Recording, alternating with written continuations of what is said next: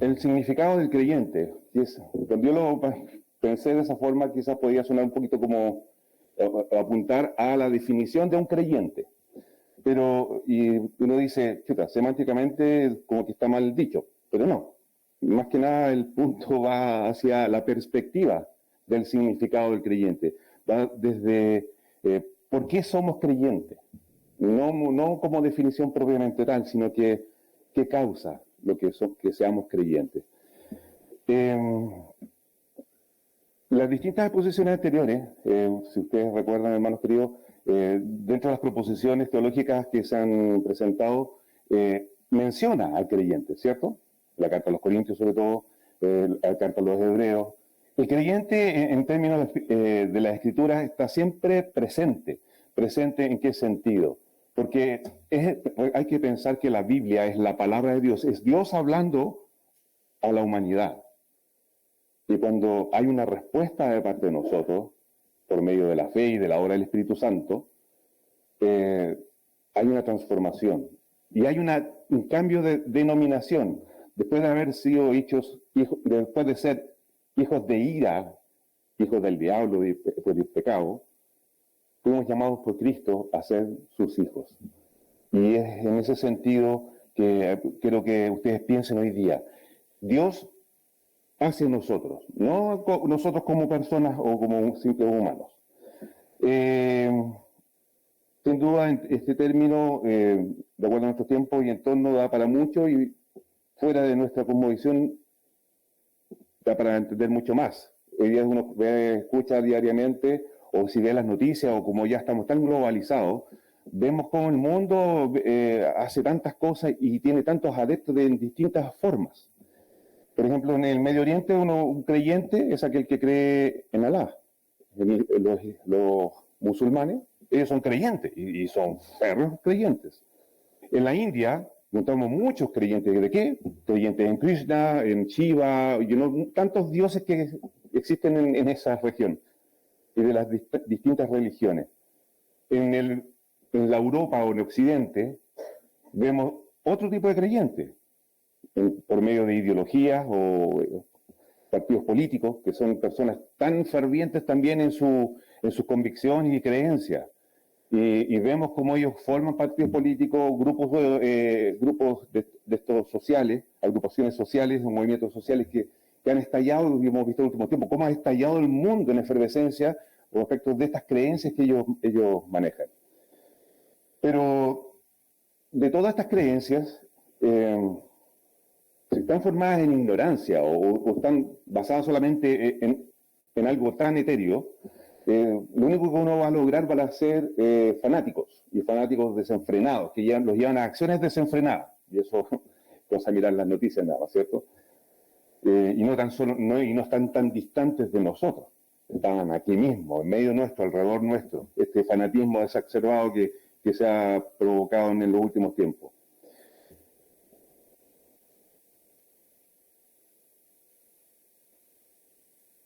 La RAE define el término creyente como a la persona que cree, especialmente el que profesa una determinada fe religiosa. Lo apunta más que nada al ámbito religioso, pero podemos hoy día ver que esa definición se ha ampliado más allá de las religiones. De hecho, los movimientos sociales se han transformado, podemos decir de alguna manera, en un tipo de religión. Si nos vamos a la Escritura, y vemos que cómo el relato de los libros de Hechos va narrando la historia de la iglesia primitiva, los primeros creyentes en Jesucristo, para ser más preciso. Vemos que en esa época, en las fiestas del Pentecostés, llegaron muchos judíos de distintas regiones de la zona allí a Jerusalén a celebrar la fiesta. Y también los apóstoles y los discípulos de nuestro Señor estaban reunidos esperando esta promesa que Cristo había dado de la venida del Espíritu Santo y el poder de Dios. Y en ese contexto es cuando sucede esta manifestación del Espíritu Santo sobre nuestros hermanos, primeros hermanos, y la gente se conmocionó y se extrañó mucho lo que estaba pasando. Bueno, y el relato en el libro de los Hechos 2:36 dice: sepa pues ciertísimamente toda la casa de Israel que a este Jesús, a quien vosotros crucificaste, Dios le ha hecho Señor y Cristo. El apóstol Pedro, bien sabemos, ahí expuso el Evangelio. ¿Y cuál fue la respuesta de la gente, esa multitud que estaba ahí? Al oír esto, se compungieron de corazón y dijeron a Pedro y a los apóstoles: varones hermanos, ¿qué haremos? Pedro les dijo: arrepentíos y bautícese cada uno de ustedes en el nombre de Jesucristo para perdón de los pecados y recibiréis el don del Espíritu Santo. Si se fijan en el verso 37 hay una acción súper que llama la atención, por lo menos a mí me llama la atención. Esta multitud, al oír el Evangelio, hubo una respuesta de parte de ellos, ¿cierto? El creyente está ligado a un par de términos que son interesantes considerarlo. El ser creyente está ligado a la fe, lo que deriva del término fiel también. Fiel se define como aquel que es firme y constante en sus afectos, ideas y obligaciones y cumple con sus compromisos hacia alguien o hacia algo. ¿Van siguiendo la idea? Del primer evento que hubo de este llamado de Pedro por medio de la predicación a los judíos que estaban presentes, hubo más adelante en el mismo capítulo, en el capítulo 4, perdón, otro evento similar. Se levanta Pedro y expone el Evangelio. ¿Y qué dice ese verso? Pero muchos de los que habían oído la palabra creyeron, y el número de los varones era como 5,000. Volvemos a ver esta acción. Escucharon, creyeron. ¿Qué podemos ver en la Escritura? Por lo menos en el Nuevo Testamento, y esto lo saqué de una definición de la Biblia de la Reforma. Podemos definir a los creyentes como los que han puesto su fe y confianza por completo en Cristo para la salvación, reconociendo que son incapaces de satisfacer los requisitos de la justicia de Dios por sus propios medios. Y por eso se asocia al creyente, como le decía antes, a los términos fieles y santos. Y hay una cosa interesante en términos de la palabra fe que se usa en la Escritura del Nuevo Testamento, sobre todo del griego. Fe se dice pistis, y ahí está en la gráfica griega, que se define como confianza, crédito, convicción, certeza. ¿Por qué digo interesante? Porque, por ejemplo, creyente, hopistos, si se fijan lo que está subrayado ahí, es la misma raíz. Y por eso también de lo anterior, de alguna manera podemos entender que existe una estrecha relación de la fe que hace al creyente. Por lo mismo el conocimiento y la profundidad que tiene sobre sus convicciones. Podemos relacionar la palabra conocimiento, que del original griego es episteisan. Si se fijan en los subrayados, la misma raíz. Por eso son términos tan relacionados entre ellos. Y este conocimiento, podemos decir que es el acto de creer, sí. Porque estoy creyendo sobre algo. Tiene que ver también con un conocimiento que hace sentido. De hecho, esta misma palabra, epistemos, que son variantes, se define también como inteligencia. Y es por eso que la fe no es tan solo un simple creer, un pensar en algo o considerar algo, sino que es algo que está profundamente razonado, algo que está bien pensado, y que de alguna manera a mí como persona me hace sentido. Y es por eso que en el comienzo le hablaba a ustedes, hermanos, que hoy día vemos tanto fanatismo, porque sus creencias, su base puede ser realmente exacerbada, o simplemente porque la gente no entiende lo que está creyendo y distorsiona esas creencias. Y créanme, hermanos queridos, que, lo digo a título personal, uno fácilmente el Evangelio lo puede distorsionar de la misma manera y al no entenderlo correctamente. Porque si no lo pensamos, no es algo pensado, puede derivar en cualquier cosa al fin y al cabo. ¿Por qué creer? ¿Y por qué razonar sobre estas creencias que el Señor nos presenta? Porque yo creo que ninguno de nosotros sensatamente confía en alguien que no conoce, ¿cierto? Es difícil. Yo no le puedo confiar a alguien, un desconocido, algo importante para mí. No me da garantías. Lo mismo es nuestra fe. Hay que pensar que nuestra fe en Cristo es una fe para salvación. Es nuestra eternidad la que está en juego. Y al menos pensándolo hoy en día, chuta, encomendarle o confiarle mi eternidad a un desconocido es algo que es muy complejo. Por eso necesitamos tener claridad, hermanos, sobre nuestras convicciones. Y ahora vamos al texto. Son dos textos que hoy día vamos a usar, hermanos queridos. Primero está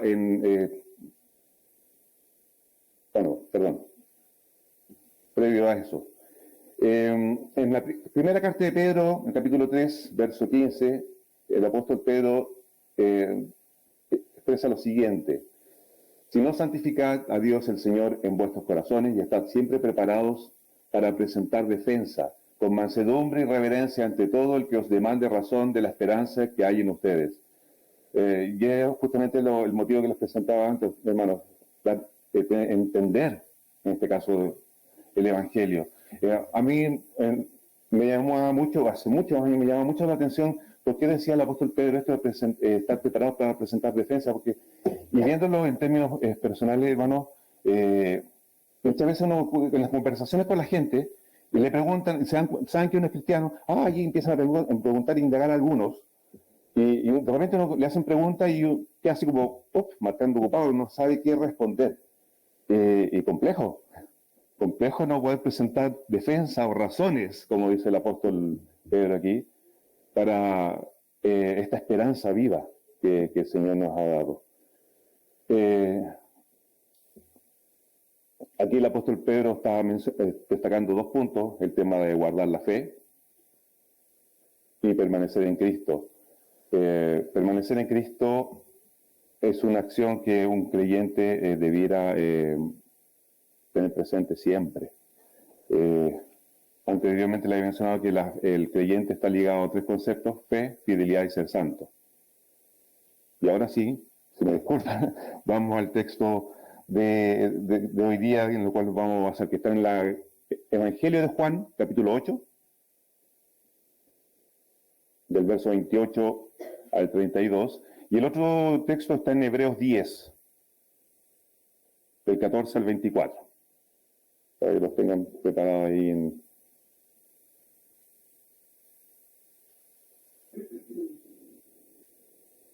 Si no lo encuentran aquí, no sé si se ve bien hasta de atrás ese texto, ¿no?, que está proyectado. ¿Sí?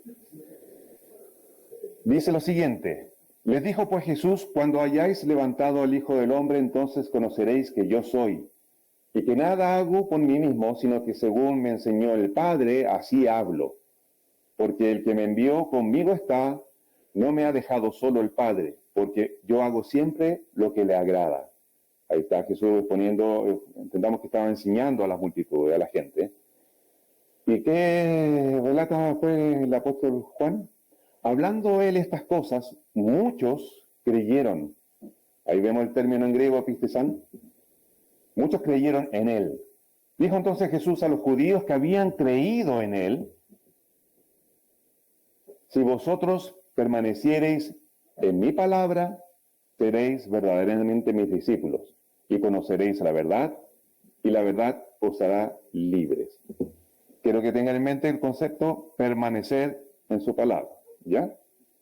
Y el segundo texto de Hebreos 10, 12 al 25, dice: pero Cristo, habiendo ofrecido una vez para siempre un solo sacrificio por los pecados, se ha sentado a la diestra de Dios, de ahí en adelante esperando hasta que sus enemigos sean puestos por estrado de sus pies, porque con una sola ofrenda hizo perfectos para siempre a los santificados. Y nos atestigua lo mismo el Espíritu Santo, porque después de haber dicho: este es el pacto que haré con ellos, después de aquellos días, dice el Señor, pondré mis leyes en sus corazones y en sus mentes las escribiré. Añade: y nunca más me acordaré de sus pecados y transgresiones, pues donde hay remisión de estos, no hay más ofrenda por el pecado. Así que, hermanos, teniendo libertad para entrar en el lugar santísimo por la sangre de Jesucristo, por el camino nuevo y vivo que Él nos abrió a través del velo, esto es, de su carne, y teniendo un gran sacerdote sobre la casa de Dios, acerquémonos con corazón sincero, en plena certidumbre de fe, purificados los corazones de mala conciencia y lavados los cuerpos con agua pura. Mantengamos firmes, sin fluctuar, la profesión de nuestra esperanza, porque fiel es el que prometió. Y considerémonos unos a otros para estimularnos al amor y a las buenas obras, no dejando de congregarnos como algunos tienen por costumbre, sino que exhortándonos, y tanto más cuando veáis que aquel día se acerca. Oremos, hermano. Amado Padre, te damos gracias. Te doy gracias, Señor, por esta oportunidad aquí delante. Confiando en la plena soberanía tuya, Señor, y sobre todo la promesa fiel de nuestro Señor, que tú nos enseñarás, tú nos recordarás, y tú nos guiarás, Señor, tu Espíritu Santo nos guiará a toda verdad y a toda justicia. Y que es tu Espíritu quien ilumina nuestras vidas para poder entender, profundizar, Señor, y deleitarnos en tu palabra, deleitarnos en el mensaje bendito que tú has expuesto, Señor, a través de los tiempos, para tu pueblo, para recogernos como hijos tuyos. Y aquí estamos, Señor. Guíanos en todo para la gloria de tu nombre. Amén.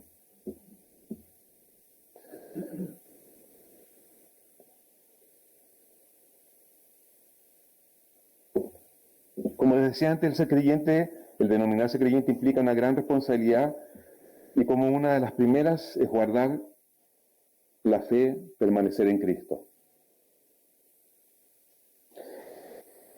En el creyente hay muchas marcas de parte de Dios para reconocer que nos escogió. Son distintivos que nos identifican. Aunque aquí son todas las marcas, no son todas las marcas, pero esta de permanecer en la fe, de guardar la fe, permanecer en su palabra, son un distintivo importante que al menos hoy día quiero exponerlo, porque en realidad el término, si quisiéramos profundizar en este tema, da para mucho, pero puntualmente hoy día espero poder exponerles sobre estos dos puntos principales. Y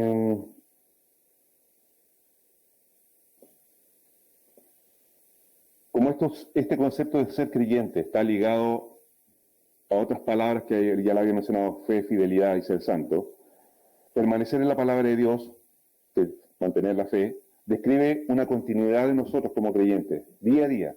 No es algo que como solamente un evento. Yo soy creyente y me quedo en eso y nada más. Sino que hay una constante que se acciona y debe accionarse día a día en nosotros.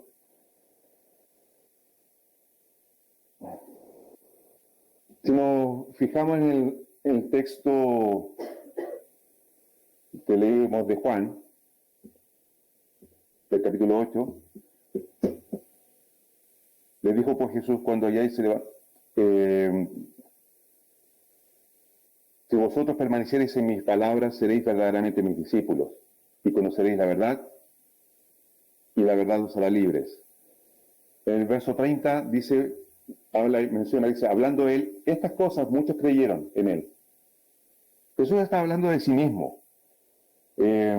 Verso 28, capítulo 8, dice, les dijo pues Jesús, cuando hayáis levantado al Hijo del Hombre, entonces conoceréis que yo soy, y que nada hago por mí mismo, sino que según me enseñó el Padre, así hablo, porque el que me envió conmigo está. No me ha dejado solo el Padre, porque yo hago siempre lo que le agrada. Hablándole estas cosas, muchos creyeron en él. Dijo entonces Jesús a los judíos que habían creído en él, si vosotros permaneciereis en mi palabra, seréis verdaderamente mis discípulos, y conoceréis la verdad, y la verdad os hará libres. Como creyentes, el Señor nos ha llamado en forma individual, sin duda, pero no nos ha llamado para ser unos entes solitarios. El Señor nos ha llamado y ha formado un cuerpo de creyentes para conformar su iglesia. Tenemos un solo Señor, quien es la cabeza, y nosotros los creyentes somos un cuerpo quiero que hermanos que tengan, consideren esta definición o consideren al creyente dentro de esta definición, porque más adelante vamos a darnos cuenta por qué es así. Y como sale ese monito, la cabeza es nuestro Señor Jesucristo, ¿cierto? Podríamos decir el cuerpo, el centro, somos nosotros que funcionamos de forma orgánica, somos súper funcionales, y hay algo interesante que aprender del cuerpo, y por eso el apóstol Pablo hace una analogía. El cuerpo, si nos fijamos, la ciencia, espero que hay científicos que lo reconocen, es tan perfecta la creación de Dios, como los distintos órganos que componen nuestro cuerpo funcionan con ayuda mutua. Por ejemplo, la sangre ayuda a nutrir todo el cuerpo, todos los órganos, para que puedan funcionar, vivan.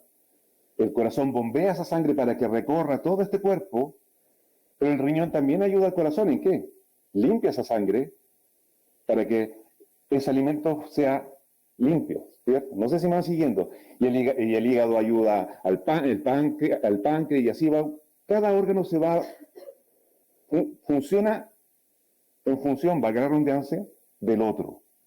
No funciona por sí mismo, no es egoísta como solemos ser nosotros los seres humanos. Y es por eso que es bonito, sale ahí, pongo la referencia de Romanos 12, del 1 al 13, que habla justamente de los dones espirituales y otras cosas más, y también de 1 Corintios 12, que también hace mención de los dones espirituales.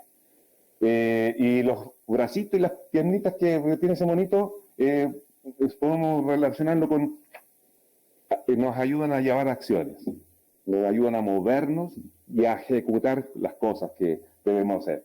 Y ahí está la referencia a Efesios 2 y Efesios 4, que habla justamente de estas obras, y ahí más adelante los vamos a ver. Si nos queda una modo de introducción. La proposición teológica que quiero presentarle, hermanos, para hoy día es, de acuerdo a lo que anteriormente le había hablado, Dios ha hablado y oídas sus palabras, hemos creído. Por ello, para el creyente, en Dios está su pensamiento y su razón.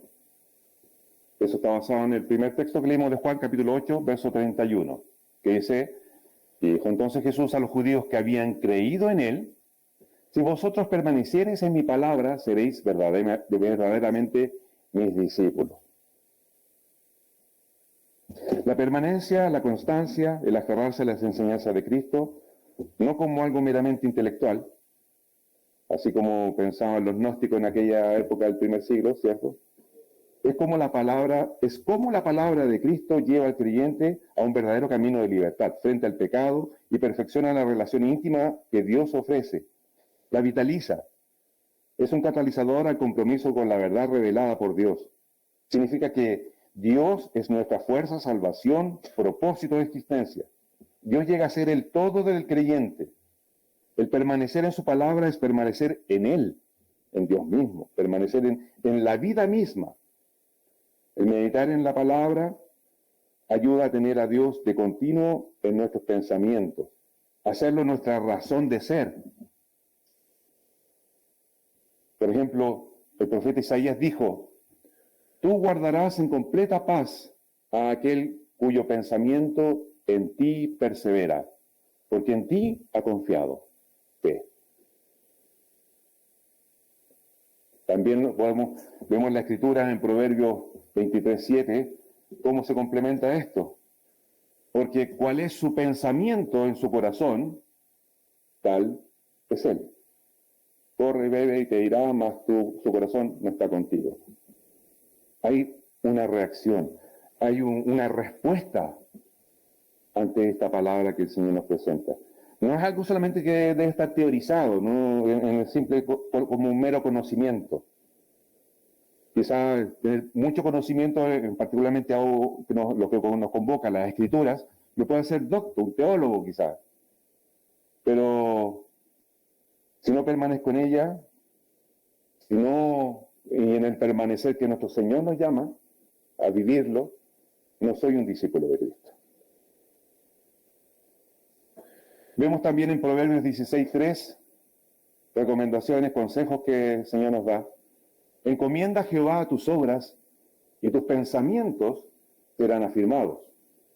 Salmo 37:5 dice, encomienda a Jehová tu camino y confía en él, y él hará. Proverbios 3, del 3 al 6. Nunca se aparten de ti misericordia y la verdad. Átalas a tu cuello, escríbelas en la tabla de tu corazón, y hallarás gracia y buena opinión ante los ojos de Dios y de los hombres. Fíate de Jehová de todo tu corazón, y no te apoyes en tu propia prudencia. Reconócelo en todos tus caminos, y Él, Dios, enderezará tus veredas. Qué maravilloso. Antes le mencionaba, hermanos queridos, cuando uno no conoce a alguien es difícil confiar en él. Pero aquí veamos cómo el Señor se revela en nuestras vidas. Nos invita a confiar en Él, a creer en Él. Por algo el Señor se ha expuesto todo lo necesario. Todo lo necesario nos ha sido dado.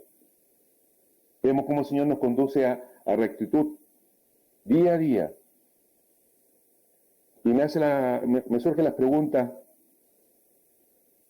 ¿a quién tengo en mis pensamientos día a día?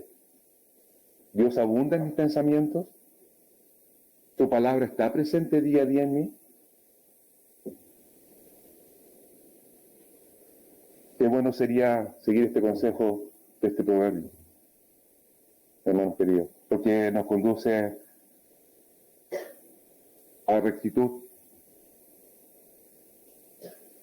nos permite evidenciar la justicia de Dios. Poner a Dios en primera línea de pensamiento nos perfecciona, de acuerdo a lo que leemos ahí. Nos afirma, nos hace fieles, porque Dios es fiel.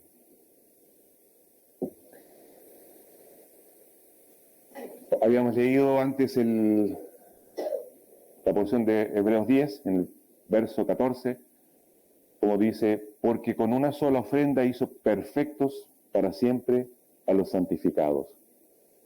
Este es el pacto que haré con ellos. Después de aquellos días, dice el Señor, pondré mis leyes en sus corazones y en sus mentes las escribiré. Si pensamos un poco en lo que Cristo dijo a Nicodemo, el que no naciere de nuevo no puede ver el reino de Dios. Juan 3:3. Esta verdad nos lleva a comprender la necesidad de ser transformados y conformados a su imagen, como lo menciona el apóstol Pablo a los romanos, a renovar nuestra manera de pensar y una renovación en el espíritu para conformarnos a Él. Nuestra responsabilidad como creyentes es inherente a la respuesta que doy frente a Dios. ¿Cómo es nuestra fe? ¿Cómo es nuestra fe? ¿Es madura? ¿Es débil? ¿Es fingida? ¿Cómo es nuestra fe, hermanos queridos?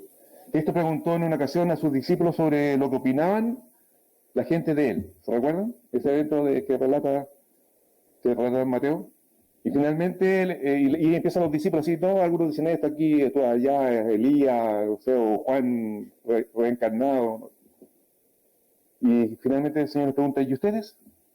¿Qué creen que soy? Y ahí sale nuestro querido Pedro con sus notas para el broche de oro. Y también en un evento más adelante, Pedro también vuelve a hacer una declaración similar. Y le dice al Señor, y nosotros hemos creído. Juan 6:69. Que tú eres el Cristo, el Hijo del Dios viviente. Del pasaje de Juan, Pedro hace una declaración de libertad. La misma que Jesús hace en el capítulo 8 de Juan, también en el verso 32, se recuerdan, y conoceréis la verdad, y la verdad os hará libres. ¿Libertad para qué? ¿Para hacer lo que queramos, hermano?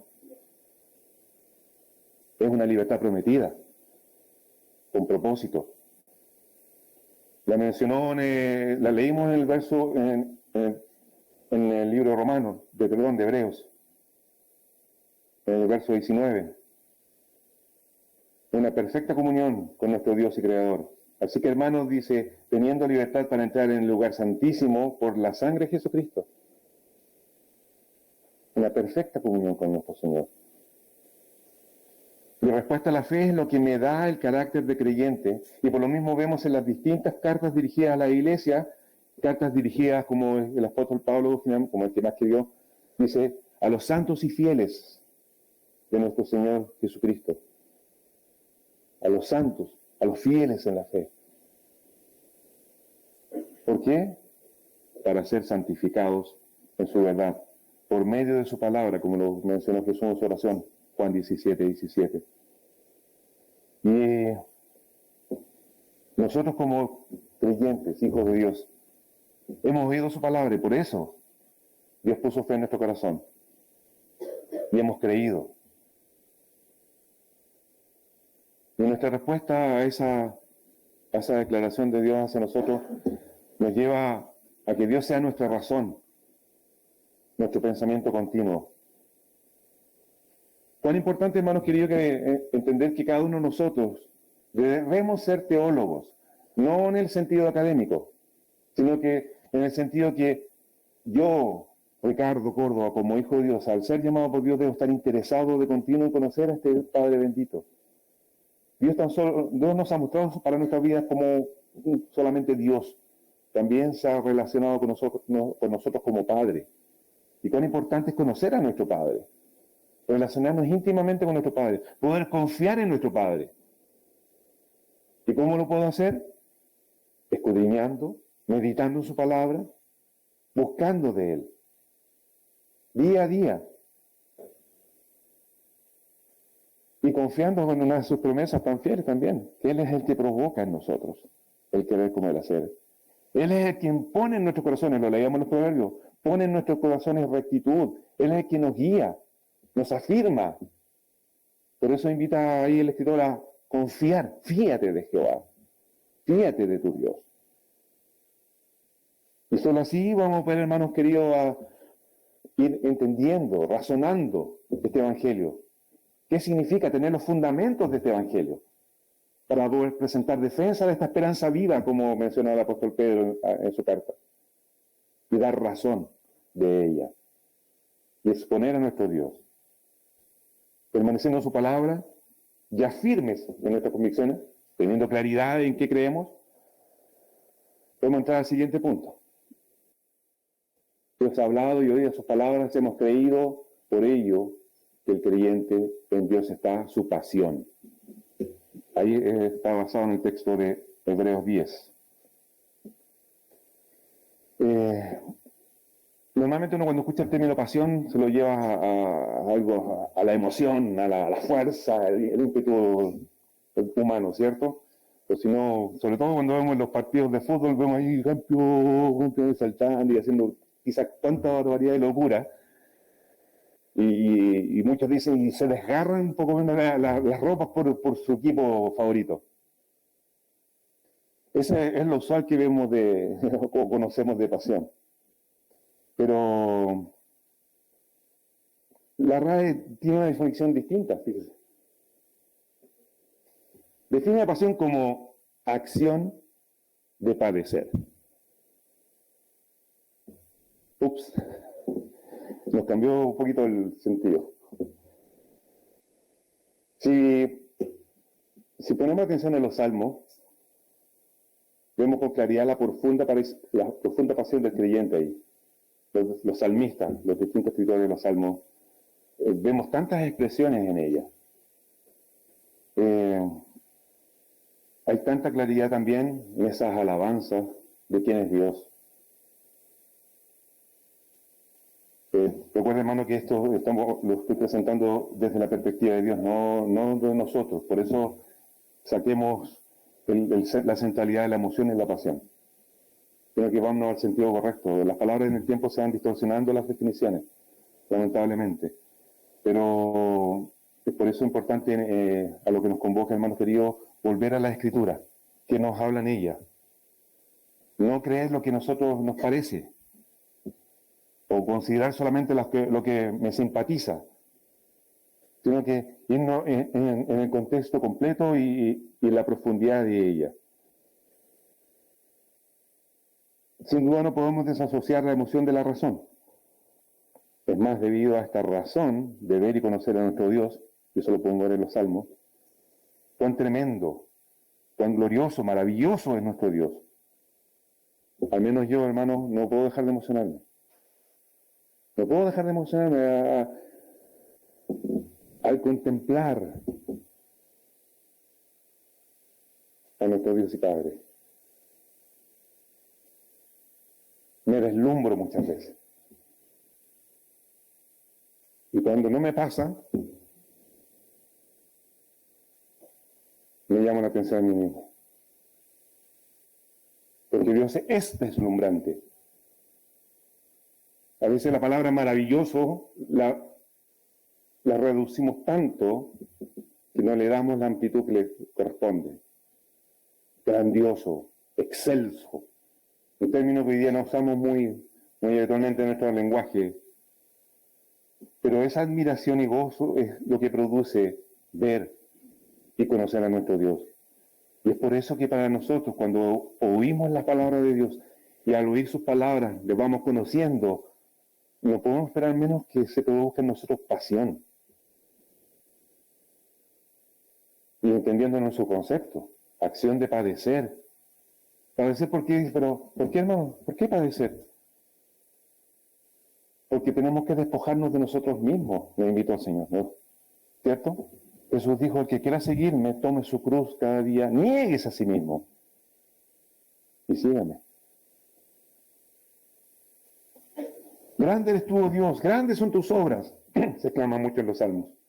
Cada expresión de alabanza que se presenta en los salmos son producto de esta explosión que genera el conocer a nuestro Dios.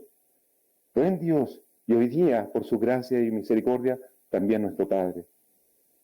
Pero, ¿qué es esta explosión de alabanza sin antes haber vivido la rendición total del alma, el derramamiento del corazón ante la presencia de Dios, el despojarme de mí mismo? Y como lo mencionaba antes, como Jesús dijo, nos invitó a tomar su cruz, a padecer por Él. No parece una invitación muy llamativa, ¿cierto? Pero es necesaria, hermanos queridos. Despojarnos de nuestra carnalidad, despojarnos de nuestros pecados, despojarnos de nuestros deseos que nos llevan de continuo a separarnos de Dios. Dios no quiere estar separado de nosotros. Dios quiere estar unido a nosotros. Y entre nosotros estemos unidos. Por ello el relato, y además que el Señor también nos dio un gran ejemplo, no teniendo necesidad de hacerlo por nosotros. Vemos los relatos de los evangelios, los últimos acontecimientos, cómo el Señor padeció. De hecho, por eso normalmente se le llama a ese tiempo, ese periodo, la pasión de Cristo. No, por eso se deja de mencionar de esa manera, porque Cristo padeció.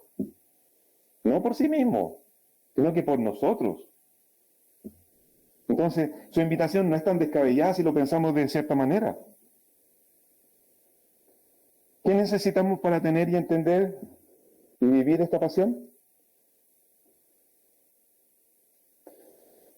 Si retomamos el pasaje de Hebreos 10, verso 14, dice, porque con una sola ofrenda, Cristo, hizo perfectos para siempre a los santificados. Y nos atestigua lo mismo al Espíritu Santo. Porque después de haber dicho esto, ¿se acuerdan? Dice, haré pacto con ustedes. Y un pacto, y se ha explicado anteriormente aquí en el púlpito, ese pacto es un pacto unilateral. No es algo que sea de mutuo acuerdo. Ya Dios, pongámonos de acuerdo, hagamos así, algo acá. No. Dios se comprometió consigo mismo para cumplir. Pondré mis leyes en sus corazones y en sus mentes las escribiré.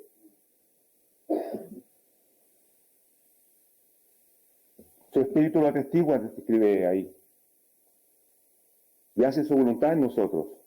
La fuerza de esta pasión no está en la mera acción de creer en su concepto.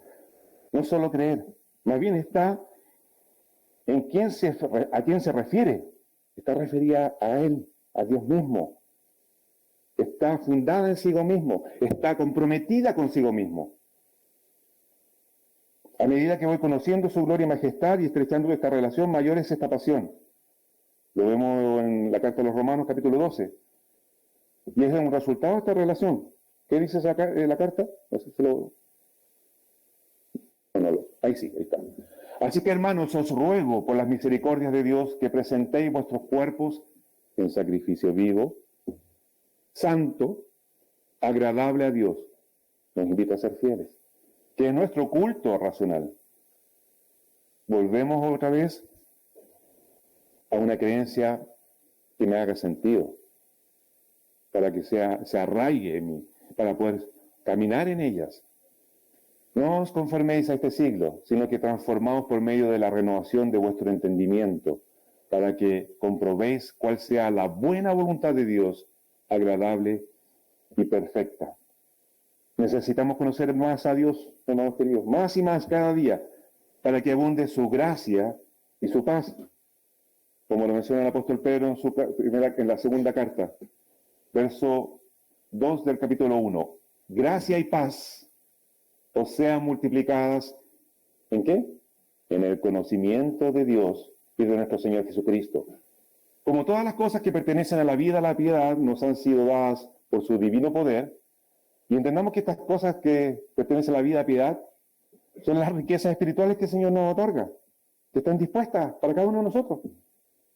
¿Para qué? Para que mediante, como las conocemos, ya sabemos cuáles son esas riquezas, y el conocimiento de aquel que nos llamó por su gloria y excelencia, podamos tener y abundar en gracia y paz. Cada día que conocemos a Dios, tenemos los recursos necesarios, hermanos queridos, que necesitamos para poder andar en sus caminos.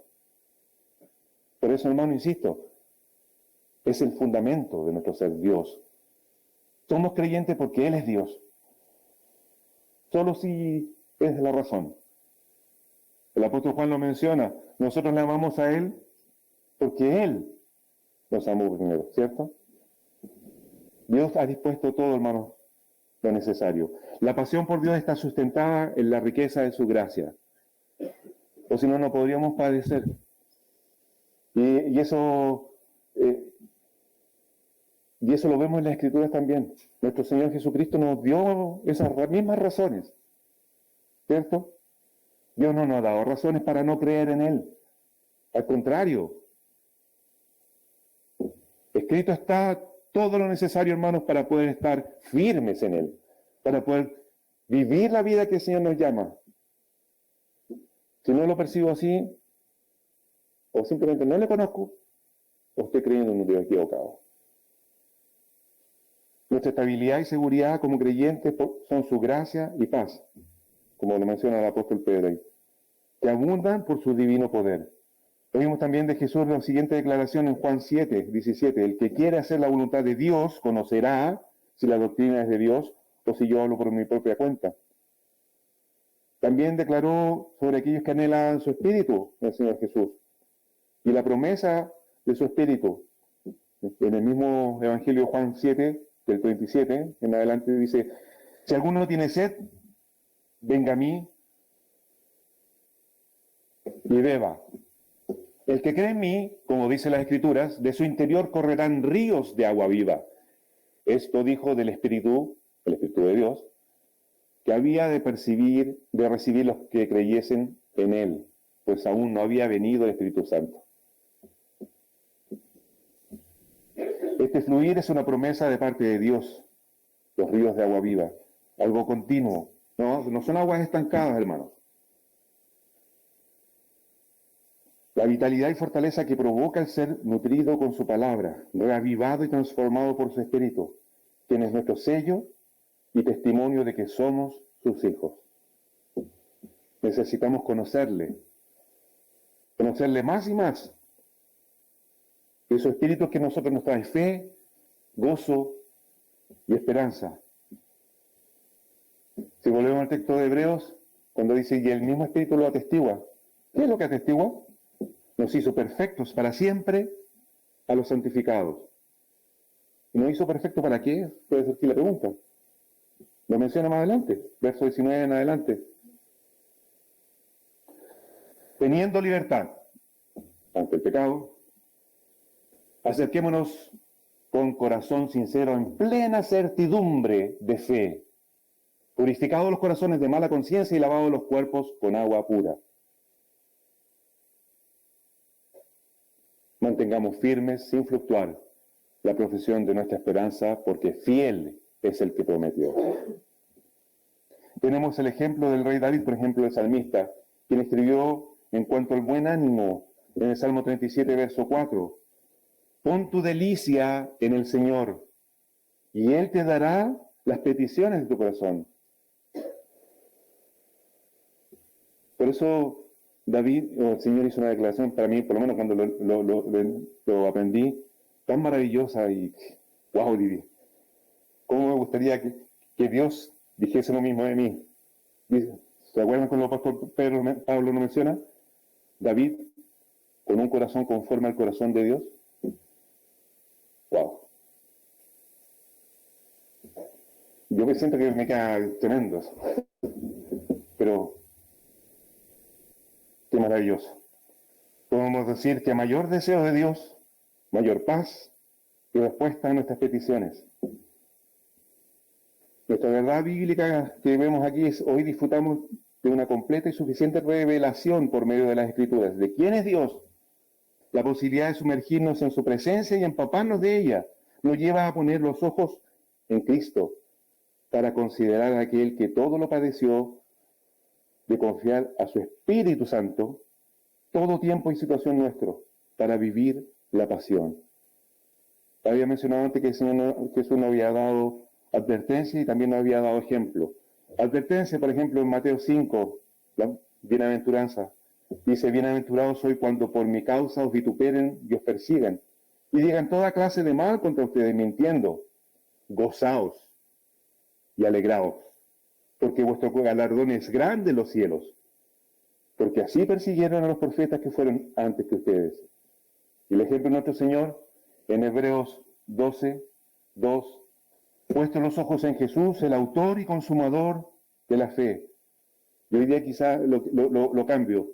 Digo, puesto los ojos en Cristo, quien es el autor y consumador de la fe que puso en mí, el cual por el gozo puesto delante de él sufrió la cruz, menospreciando lo oprobio, y se sentó a la diestra del trono de Dios.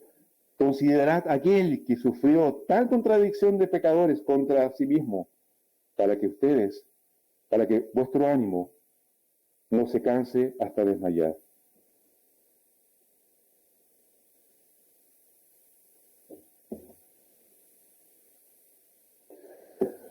Su pasión nos otorga gozo y también produce gratitud al saber todo lo que el Señor ha hecho por nosotros, como lo relata la Escritura. Hubo una vez un filósofo, William James, que dijo una vez: siembra una idea y cosecharás un deseo. Siembra un deseo y cosecharás una acción. Siembra una acción y cosecharás un hábito. Siembra un hábito y cosecharás un carácter. Siembra un carácter y cosecharás un destino. La Escritura, a través de ella, también ha enseñado eso mismo. Por eso el Señor insta a meditar, a escudriñar, a nutrirnos de su palabra. El Señor dijo: yo soy el pan de vida. Yo soy la luz del mundo. Yo soy la puerta. Yo soy el buen pastor. Y podemos ir describiendo vez tras vez. Pero quise mencionar este dicho de este filósofo porque ordena un poquito la secuencia que quizás puede existir dentro de la vida de uno como creyente. Nuestro peregrinar, cómo vamos creciendo, desarrollando, madurando en la fe. Y también nos ayuda un poco a seguir el punto siguiente, donde dice: Dios ha hablado y oído sus palabras hemos creído. Por ello, para el creyente, en Dios está su profesión. Y lo vemos en el mismo libro de Hebreos, capítulo 10, verso 23. Mantengamos firmes, sin fluctuar, la profesión de nuestra esperanza, porque fiel es el que prometió, y considerémonos unos a otros para estimularnos al amor y las buenas obras. Nuestra profesión. Aquí entramos al terreno de la ejecución de nuestros dones, la manifestación del fruto del Espíritu Santo, lo que Dios espera y busca producir en nosotros como creyentes. Tenemos la experiencia que relata el libro de los Hechos con Pablo, cuando perseguía a la iglesia, ¿cierto? Cuando se enfrentó al Señor y cayó rendido. Y el Señor le llamó, ¿cierto? Pablo, Pablo. ¿Cuál fue la respuesta de Pablo? Señor, ¿y qué quieres que yo haga? No puso excusa, es que no te conozco, no sé de ti, no sé qué hacer. Pues, no, he puesto mil excusas. No. Se vio enfrentado ante la majestad de Dios. Y su única respuesta fue, ¿qué puedo hacer por ti, Señor? ¿En qué te puedo servir? Mantengamos firme, sin fluctuar la profesión de nuestra esperanza, porque fiel es el que prometió. Y considerémonos unos a otros para estimularnos al amor y las buenas obras. No hablamos de acciones solamente, hermanos. No se trata de activismo, no para sentirnos bien con nosotros mismos o de alguna manera pretender justificarnos delante del Señor por medio de las obras que hacemos. Tal como plantea el apóstol, como plantea Santiago en su carta, capítulo 2, le escribió a la iglesia, pero alguno dirá, tú tienes fe y yo tengo obras. Muéstrame tu fe sin tus obras y yo te mostraré mi fe por mis obras. ¿Tú crees que Dios es uno? Bien haces. También los demonios creen y tiemblan. y reflexionando sobre esto, hermano, me llamó mucho, encontré algo muy curioso. Los demonios también creen. Tienen fe, podríamos decir, ¿cierto? Conocimiento, llevan más hacia esa definición de fe. Saben de Dios. Pero sus obras son buenas obras o son obras anticristo. ¿Es solo creer lo que Dios busca de nosotros? ¿O espera producir en nosotros? Pues según creo o conozco y me quedo en esa no de acuerdo a creer a mi manera, como mucha gente dice, yo creo en un Dios a mi manera. Vivo la vida a mi manera. Hago las cosas a mi manera. Me acuerdo de Frank Sinatra, My Way. Llegamos aquí a la aplicación misma, hermanos, del ser creyente. El resultado concreto de ser un hijo de Dios y a toda la referencia de los que han sido perdonados, lavados, justificados, restaurados y redimidos por medio de la fe en Cristo. Hemos sido unidos a Cristo y llamados a permanecer en Él y ser uno entre nosotros y con Él, así como el Padre y el Hijo son uno. Y es por eso que antes de leer los pasajes, le había mostrado el monito. ¿Se acuerdan del monito del cuerpo? No estamos solamente unidos a Cristo, hermanos. Porque Cristo, por gracia y obra, está unido a ti, a ti, a ti, a ti y a mí. Y somos uno en Él. Por eso no puedo decir tan arrogantemente, no es mi relación con Dios. No, es nuestra relación con nuestro Dios. No sé si me van siguiendo la idea. El tema de la unidad no es una simple idea. No es porque esté de moda hoy de hablar de unidad. Lo podemos escuchar siempre. Hasta los políticos hablan de unidad, pero mentiras. No seamos como ellos, hermano. Es un llamado al que Dios día a día proclama por su palabra, es su voluntad que seamos uno. Por ello, en la exhortación pasada de los Corintios, de lo que el pastor ha enseñado en la carta de los Corintios, el punto central es, ¿cuál es el punto central de todas las enseñanzas? O el llamado de atención que Pablo le hace a la iglesia de Corinto, sean uno, manténganse unidos. Hoy día vamos a hacer vamos a tener celebrar una institución que el Señor nos dejó. ¿Para qué? Para que haya unidad en nosotros. Reconozcámosle a Él, recordémosle a Él y estemos unidos en ese sentido, hermano. Hay un propósito en esa unidad.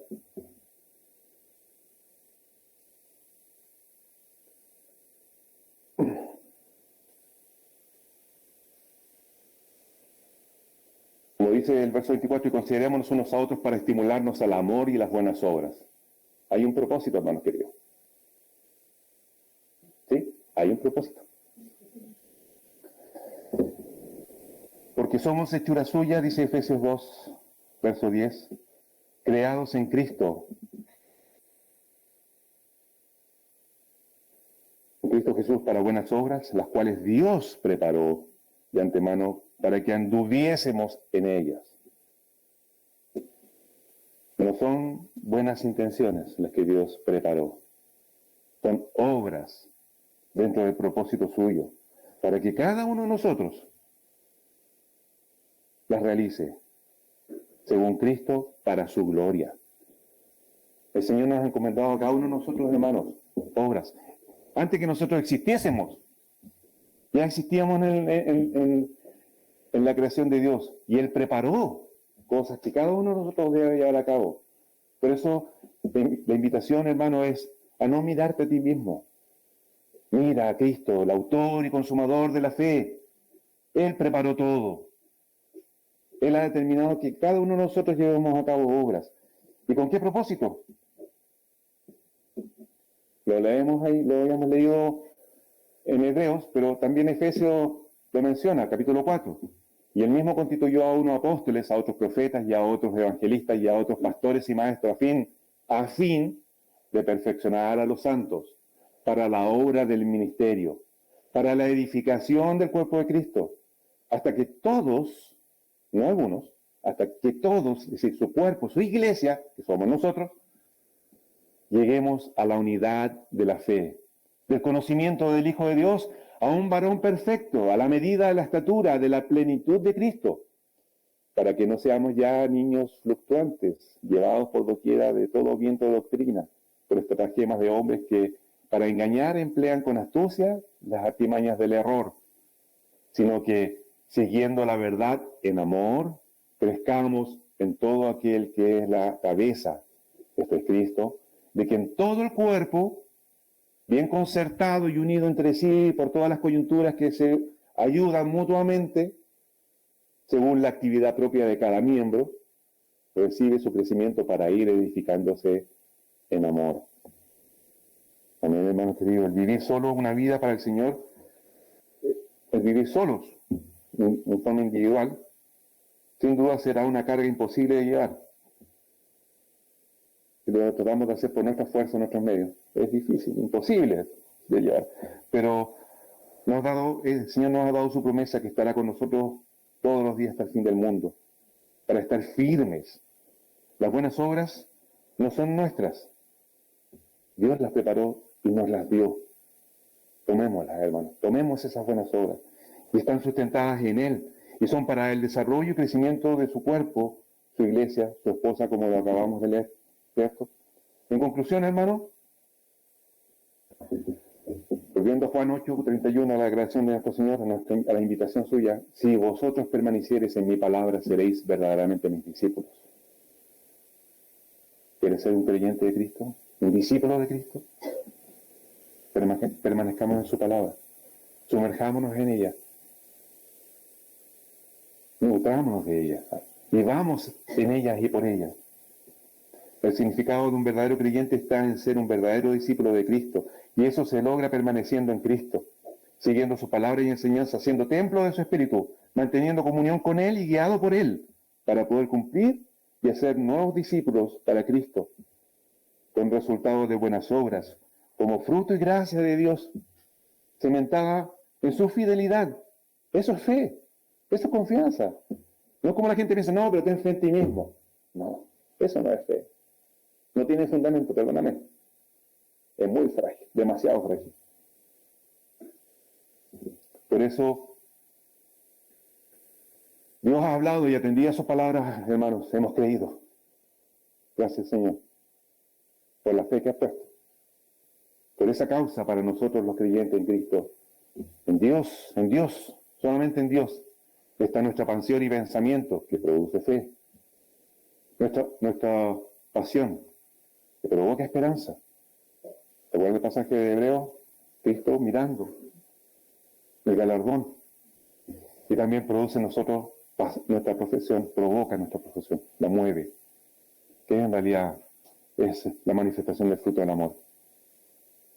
Y si se fijan un poquito, retomando, hermano Mario expuso semanas atrás la carta a los Corintios, capítulo 13, sobre el amor, ¿cierto? Y el apóstol Pablo también menciona esta misma secuencia. Y permanecen la fe, la esperanza y el amor. Pero el mayor de ellos es el amor. Gracias, hermano. Y oremos.